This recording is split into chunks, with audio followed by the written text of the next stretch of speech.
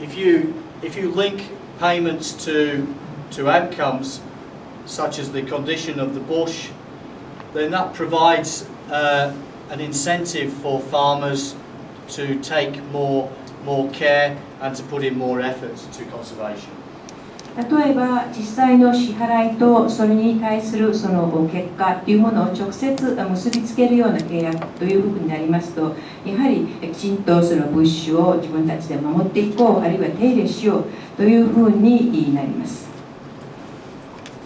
But the problem is that these type of schemes compared to an input scheme increase the risk to farmers. しかしながら一方でその先ほどのような最初に条件を出してその何々をしますというような契約をするのとは違い、結果に基づいた契約をしようということになれば、やはりこれに参加する農家というものが減るリスクがあります。And these risks to farmers may have the effect of reducing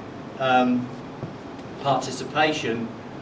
and also reducing the overall conservation outcome.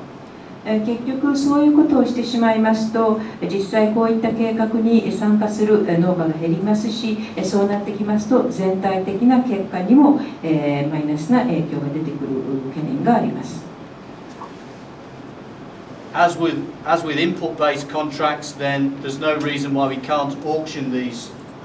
outcome-based contracts.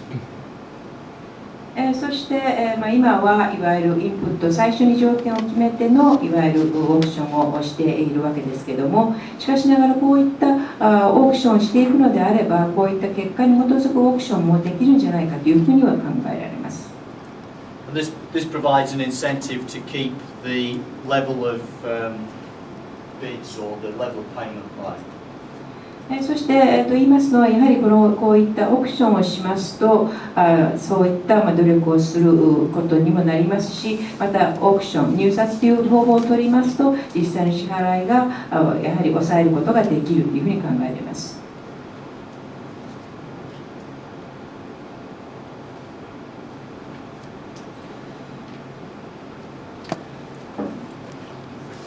These are the results of two student experiments. They were replicated over two groups, K1 and K2. これは学生に参加してもらいました行った実験であります。K1 と K2、2つのグループで実験を行いました。Three types of contracts were administered in the experiment with different proportions of performance payments, so 50%, 67% and 100%. そして、この実験におきましては3つの種類の契約というものが準備されました。それぞれのいわゆる実績に対しての支払いを 50% にするのか、あるいは 67% にするか、あるいは 100% にするかによってこの3つの契約というものをこの実験で使いました。And if we looked at the total effort that was offered by the group of students in for a hypothetical conservation scheme, そしてこれはいわゆる仮でのいわゆるこの契約の中でこの実験が行われていったわけですけれども、学生に対して。then we can see that this actually falls quite sharply when there's 100% performance payment. そしてここで分かりますのが、実績に対して 100% の支払いというようなことになりますと、非常に結局努力というものがこのように著しく下がっているのがお分かりいただけると思います。And the reason that this was the case was because a significant number of students decided not to participate when the performance payment was 100%, and they got no fixed payment at the beginning. そして、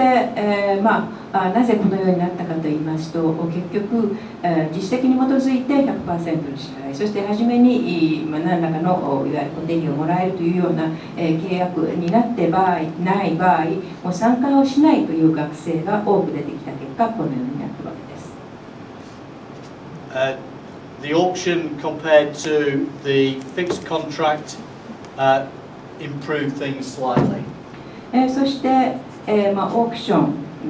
入札をすることによりまして、いわゆる定額での契約よりも状況を良くしているというのがお分かりいただけると思います。And the results over the two groups were broadly similar. そして、2つのグループで行いましたけれども、両方で見られます傾向はかなり似通ったものでありました。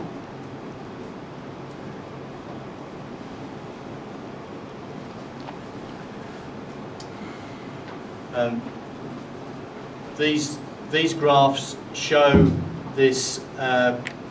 participation effect. So participation is very high when there's a 50% fixed payment and a 50% payment on performance. そして、一番左端は実績に対して 50% の支払い、そして最初に決まった額 50% という場合、非常に多くの参加が見られました。But falls quite sharply for both groups when the performance payment is 100% and they're risking a large part of their payoff. そして、いずれのグループにおきましても、最初に決まった費用をもらわず実績に対しての支払いが 100% という場合、どちらもやはりその支払いへのリスクがありということで、参加者はどちらのグループでも少なかったです。Yet again, this gives strong evidence of risk-averse behavior. ということで、ここから見て分かりますように、やはりそのリスクをできるだけ避けたいという、行動というのが非常にはっきりと分かります。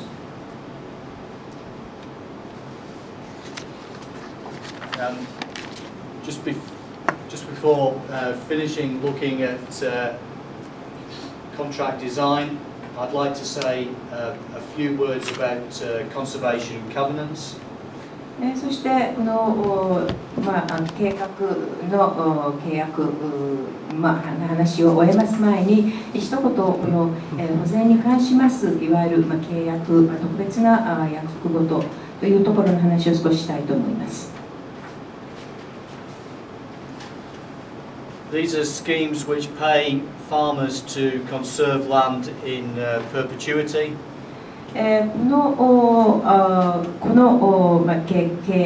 計画としましては、農家に対しましてもう永久永続的に土地を保全するようにそのために払うものであります。Which, given the slow rate of many ecological changes, is quite important. 生態的な変化というものは非常に重要ということをやはり考え、また生態的な変化というのは時間をかけて起こってしまうものであるということを考慮してこういったものがあるわけです。Unfortunately, participation in these schemes tends to be quite low due to farmers being concerned about loss of property rights over land.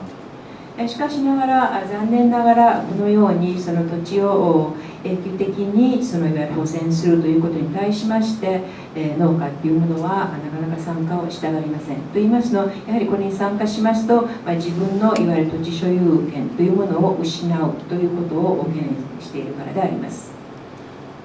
To the regulator, they have significant advantages because they avoid the need for repeated conservation contracting, and they also give some assurance that conservation benefits will not be lost at the end of the scheme. しかしながら、役人側としましては、こういった契約をすることによりまして、毎度毎度いわゆる保全のための契約を結ぶということを繰り返さなくても済みますし、またこういった環境を保全して得られますベネフィットというものを非常に守ることができる、保障するものであるということから、やはりこれに取り組んでいきたいというふうに考えています。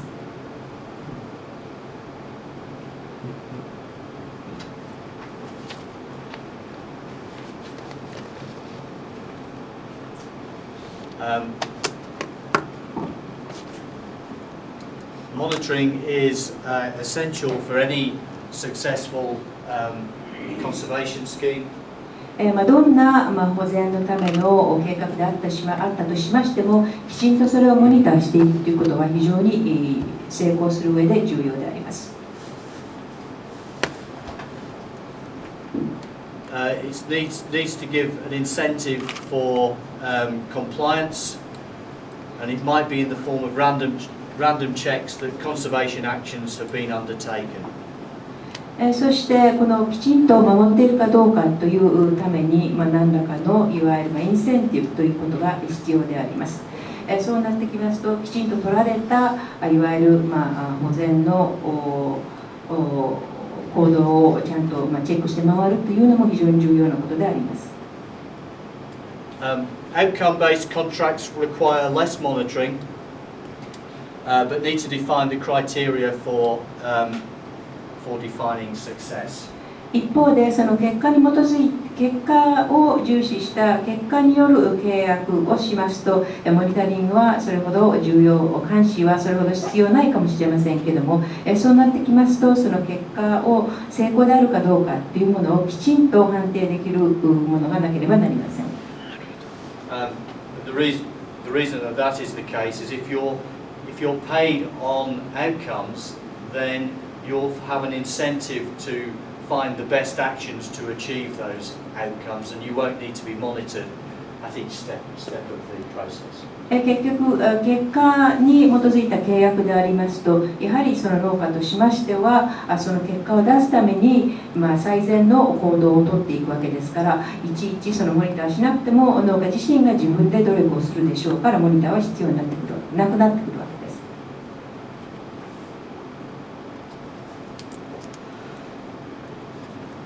I'd just like to talk a bit about uncertainty relating to conservation and a particular problem that we faced in the New Rock. そして次はそのいわゆる保全に関してのいわゆる不確実性について話をしていきたいと思います。ニューロックでその直面しました問題について話していきたいと思います。For this area, we had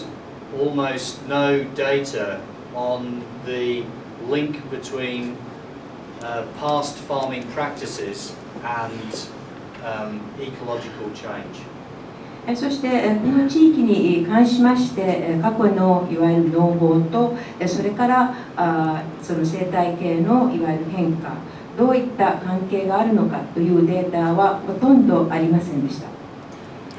So we had to overcome this lack of data by using historical Landsat data. ということで、こういったデータがありませんでしたので、いわゆる過去のランドサットのデータを使いながら調べていかなければなりませんでした。And we used this in combination with a relatively new statistical method which is called functional data analysis. そしてこのランドサットの過去のデータを使いながら、いわゆるファンクショナルデータ、関数データアナリシスというものを分析というものを行っていきました。And what this diagram, what this series of graphs shows is the response classes refer to different types of management. このそれぞれはリスポンスクラスというのはそれぞれどういった管理方法をなされていたのかというところでいわゆる分けてあるわけですけれども、Along the horizontal axis, we've got the years from 1988 up to 2007. 横軸は1988年から2007年の年数であります。Up the vertical axis, we have our measure of biodiversity condition going from 0 to 1. そして縦軸にはいわゆる生物多様性の状況0から 1.0 までがあります。The solid line is the average bush condition. この実線はブッシュの平均的ないわゆる状況を表しています。But these broken grey lines that cloud around it, そしてこのグレーのいわゆる破線というのがそのいろいろの不確実ないろいろな状況を示しています。they give us the time path for the bush condition for each individual fragment of bush. そしてそのブッシュのそれぞれのいわゆる分かれたいろんな部分がどういった状況なのかというものを一つ一つ示しています。So we can see that on average, for instance, response class 1, the bush is well managed in that it's staying at a condition score of about 80%, but within that class you've got a very wide variation. このリスポンスクラス1の場合の平均値はだいたい 80% なわけですから、だいたいここのブッシュは非常によく管理されているということになるわけですけれども、しかしこの中でもやはり非常にいろいろのいわゆる範囲が広くいろいろな管理のされ方をしているブッシュがあるというのがお分かりいただけると思います。Therefore, you can apply a conservation scheme and still find that the bush deteriorates significantly. そしてこういった保全計画を実際実施してもやはりブッシュの状況が劣化していっているということもあるわけです。And similarly, this variation is also the risk that the farmer faces if they're going to adopt an outcome-based contract. そしてこういったその多様な状況というのがいわゆる結果に基づいた契約を農家がした場合にその負わなければならないリスクということになってくるわけです。In other words, a lazy farmer could get lucky. 言い換えますと非常にあまり一生懸命しない怠け者の農家であってもひょっとしたら運がいいといういい結果が出るかもしれないですし、And a diligent, hard-working farmer who cares about conservation could be very unlucky. 一方、非常に勤勉に真剣に保全に取り組んでいる農家であっても非常に運の悪い不運な状況になってしまうこともあり得るわけです。And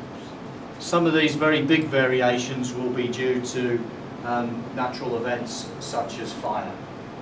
そしてこのように非常に大きな差があるわけですけれども、これは例えば自然災害あるいはその火事とかいうようなために起こりうるわけです。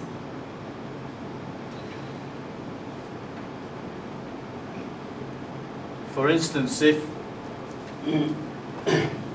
we take bush on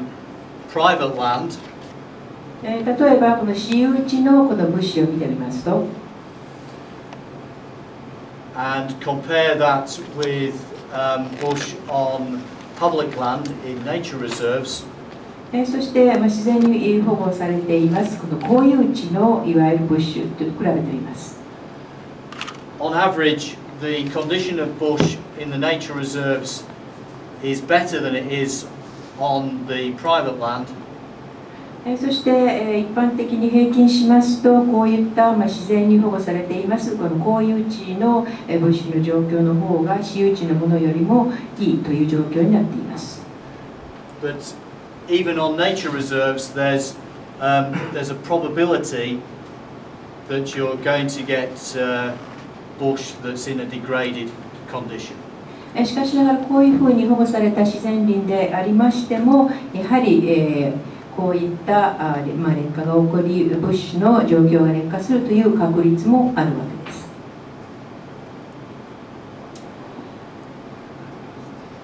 And this is this graph is for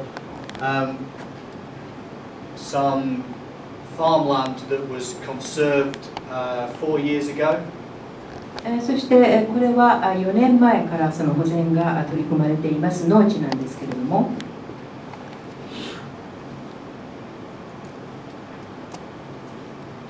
and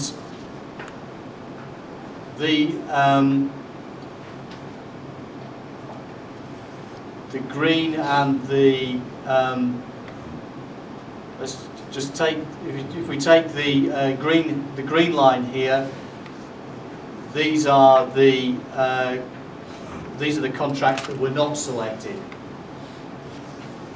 そしてこのグリーンのところをご覧いただけますと、ここはいわゆる選択されなかった契約であります。The contracts that were selected, some of them got better in terms of the change in their biodiversity condition. So there was some of the land got better, but some of it, for some reason, stayed the same or might have even got slightly worse. そして、選択された契約の中にはその生物多様性の条件が良くなったものもありますし、同じであったもの、あるいはその以前よりも悪くなったというものも何らかの理由でありました。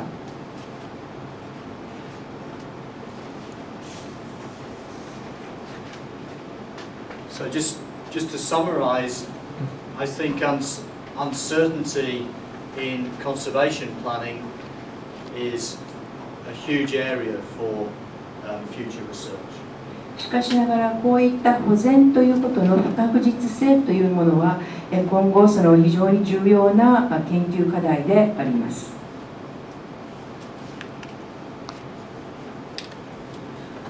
I'd now like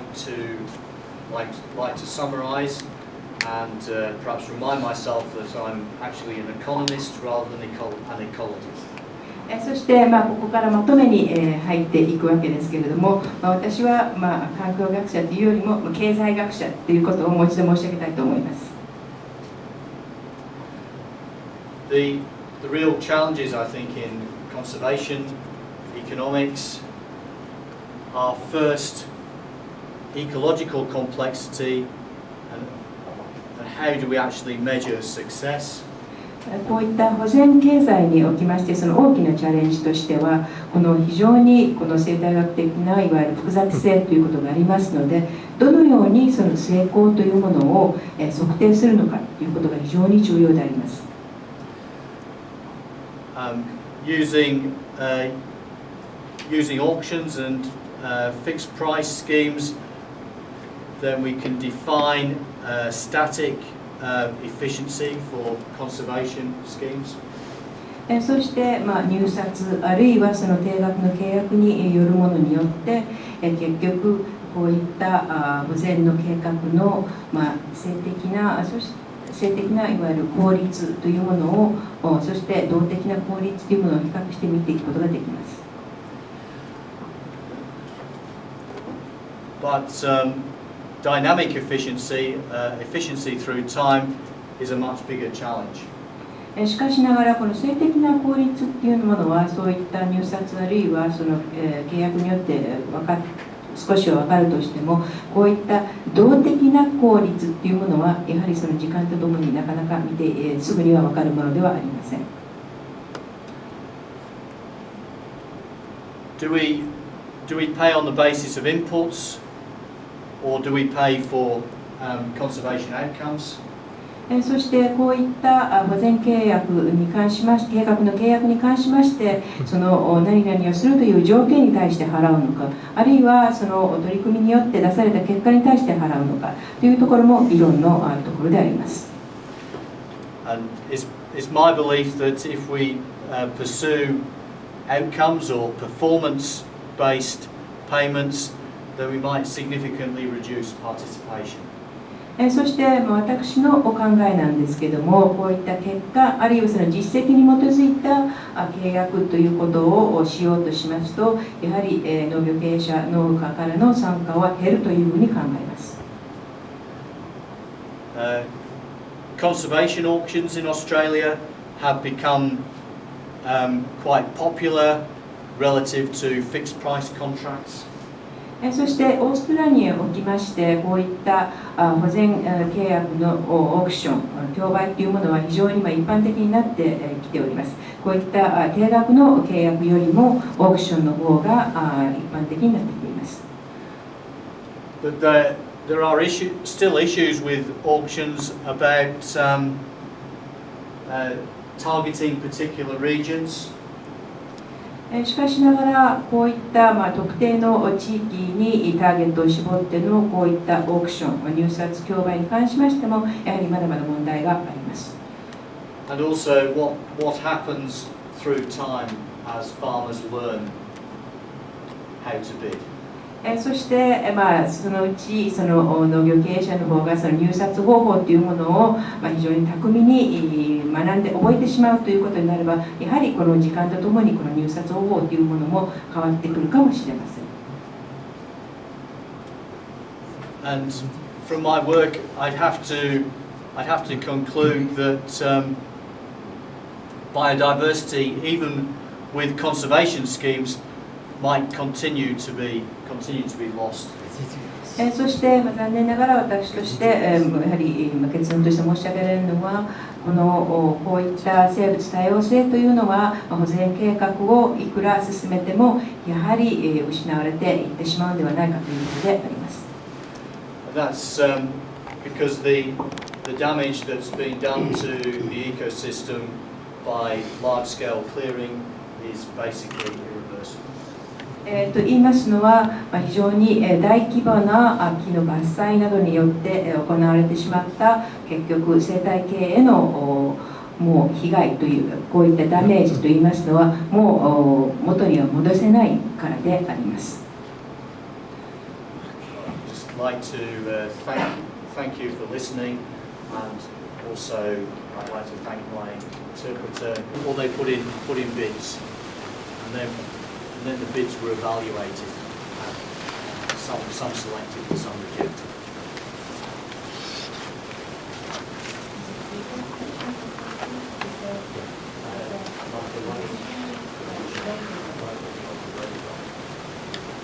質問がこのオークション、入札競売という言葉がたびたび出てきましたけれども、この入札競売を開くのは誰で、そして誰が入札に参加するのかということに対して答えが、こういったオークションを行いますのは、いわゆるそれぞれのいわゆる地方自治体のいわゆる団体の方が入札を行い、それに対していわゆる農家あるいは農場経営者がそれの競売のお話があったときにそれを無視するか、あるいは入札をするかという形で行われています。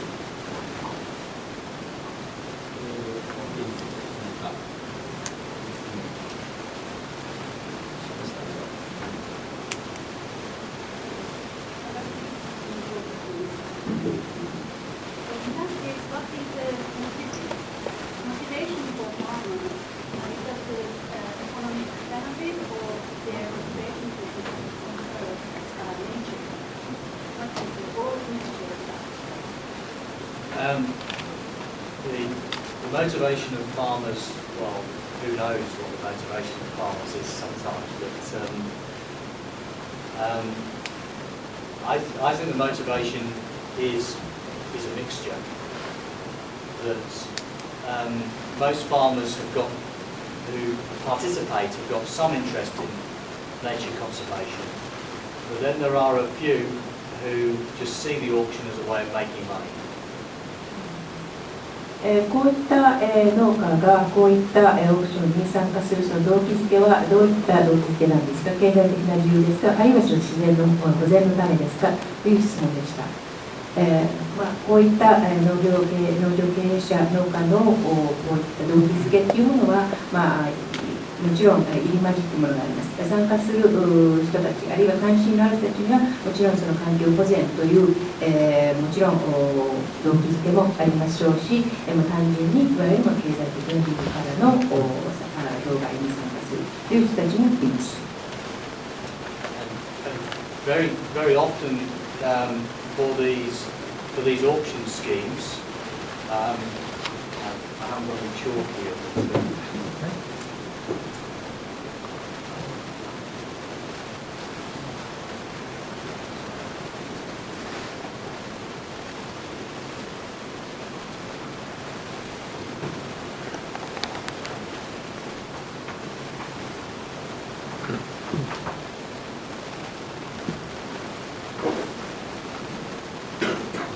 Excuse my writing, but you've got cumulative environmental benefits along there. Dollars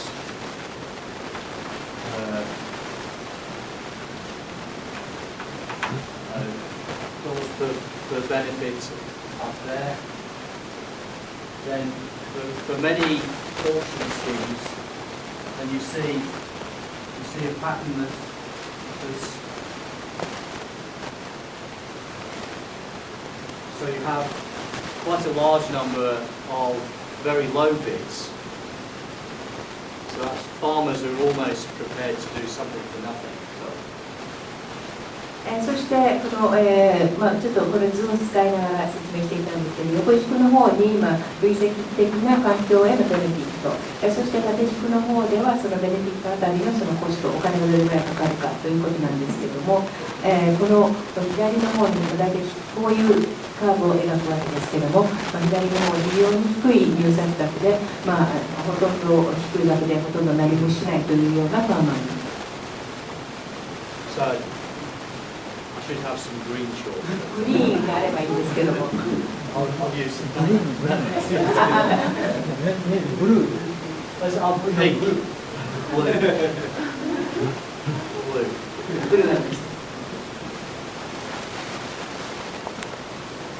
There's that group of farmers who I definitely say are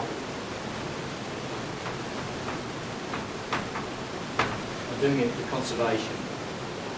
こういったその低い入札額にしている人たちは、そのいわゆる自然環境保全をするためにやっているというふうに言うでしょう。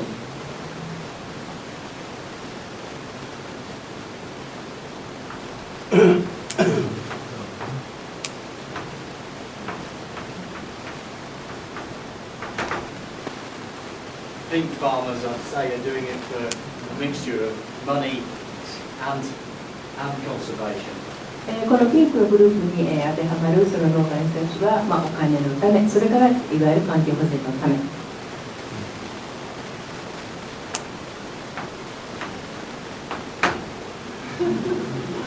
And then there's a group who just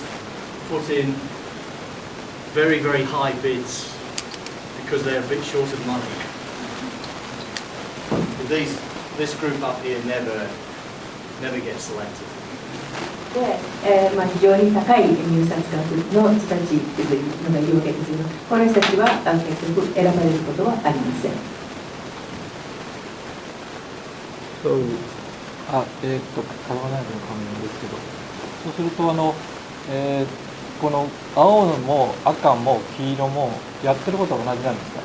プラクティスは同じなんですか？ So, these three groups, as you classified into, are these all three groups doing the same thing? Typically, they'll be doing very similar activities. if they're doing very different conservation actions, then it's very hard to compare them because you have to be able to measure this environmental benefit or conservation benefit in some way. 大体同様のことをしています。非常に違った保全の仕方をしています。比較が難しいですし、結局、累積的な環境へのベネフィットというものを目指しているわけですから。はい、で先ほど青いところは何もしないということをおっしゃいましたよね。ほとんど何もしない。You said that the blue part, these are the farmers who do nothing? Or These are the farmers who will do quite a lot of conservation for very little money. 保全、お金をほとんどかけないで保全をする取り組みをする人たちです。で黄色のところはまあ何かするけどかなりお金を要求する。So the yellow part, they will do conservation, but also at a high cost. They're the ones who put in a very high bid, sometimes to do not very much. 非常に高い入札価格を出してきて、で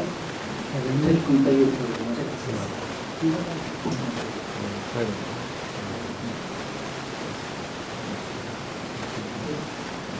I have one more question. I came from Queensland, the other side of the continent. According to my understanding, in Queensland, it's the government to decide how much volume of land will be cut or cleared every year. And so, do you think federal government or any other state government will accept or endorse your proposal? Because